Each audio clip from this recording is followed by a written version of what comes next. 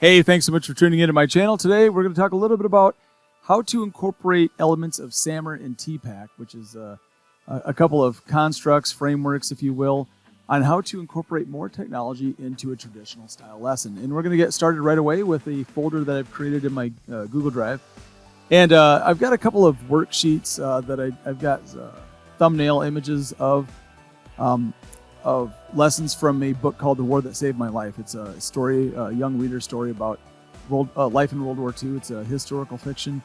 And anyway, it talks a little bit about what life was like in World War II in England from a child's perspective, moving from the big city of London out into the country. And so here we're going to take a look at a couple things here to where here I've got a traditional style worksheet of a ration workbook, and it's trying to figure out, okay, if you need so much food to survive, and here's how much it costs, and here's how many eggs, cheese, sugar, things that you need for how many people that you've got in your household. This is an example of something that you can do in a spreadsheet. And here I've got an example to where I created a quick spreadsheet of, let's say cheese, milk, eggs, and everything else. And with that said, let's move on to the next item. So here we've got another worksheet that I looked at was one that talked about some matching, talked about description, and so these are two. And here's some more matching down here. This is something to where once again I'm going to revert back to spreadsheets, and I do have another long lesson on how to use these spreadsheets. Here I've got a matching game here, to where I've got terms over here on this side and definitions, and if I click on the term on this side and I click on the corresponding link, it highlights the correct answer. Okay, you can do the same thing with flashcards, to where I just use notes and I insert a note on each cell. So if I hover my mouse over this, I get the right answer.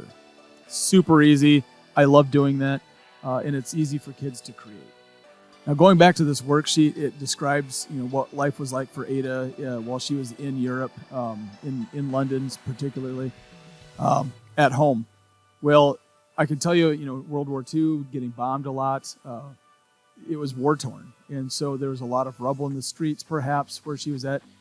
And so rather than describing it on paper and just typing something out or writing something out, why not go into a Google map? And what I did here is I created a Google Doc, and you could put this in Google Classroom, have students click on these links to a 360 panoramic map here.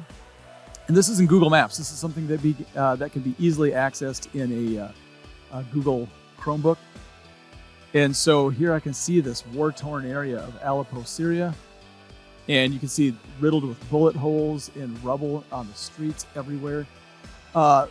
Instead of writing about this, let's get a verbal reaction. So students can click on Screencastify, and they can record themselves in a screen capture of like looking around and describing what they're seeing and what life would be like walking through these streets. Maybe having to go home and your home is no longer there, or that there's a hole in the wall where you're living. In addition to this, there's other scenes in the book where there's parts where young Ada in the book talks about how she spied a spy. She spied a spy coming up through the English Channel, and this is very similar to what's described in the book as where she's at this quiet little village. She's sitting on a horse up here, and she can oversee the bay area here, this channel. And she sees the spy come along shore and bury something in the sand, which is actually a radio in the book. And she follows him into town, and she turns him into the authorities, and they capture him. And she becomes like a little bit of a hero, a living legend in the town, so to speak. So she gets more rations and whatnot as a result of it, and kind of gets a good status in the town. So it's kind of a neat deal. The next item I wanted to show you too, and this is something that once again, you can record this, screen record this, and the kids can make a short, 1 minute video describing what they're seeing and what it's like. And oh my goodness, they're describing someone coming along. How would they describe that from her point of view? Next, I've got a website of a Spitfire, the cockpit of a Spitfire airplane. And this is a warfighter jet, a warfighter plane from World War II era. Very popular in England. This is like, I've seen celebrations regarding this plane. It's a legendary plane. And here's a full 360 cockpit view. Moreover, it's also awesome to see what these little gauges and dials are. And I bring this up because in the book, young Ada is living close to an airfield where she and the lady that she's living with invite several of the pilots over from the base to come dine with them. And she comes over and talks to the guys over at the hangar. And so I'm assuming that if they were to give her a tour of the plane, this is exactly what she would have seen if they sat her in the cockpit. And that really kind of sums that up for now. Once again, we're taking traditional lessons and we're trying to incorporate newer bits of technology into that. And you don't have to do something like groundbreaking or earth-shattering. It's just small changes, and it's just a paradigm shift from paper pencil into a different medium. And we're trying to get some more higher order thinking skills, which is where the SAMR model really tries to take place. Is it's trying to reach that higher order of Bloom's taxonomy of the cognitive domain.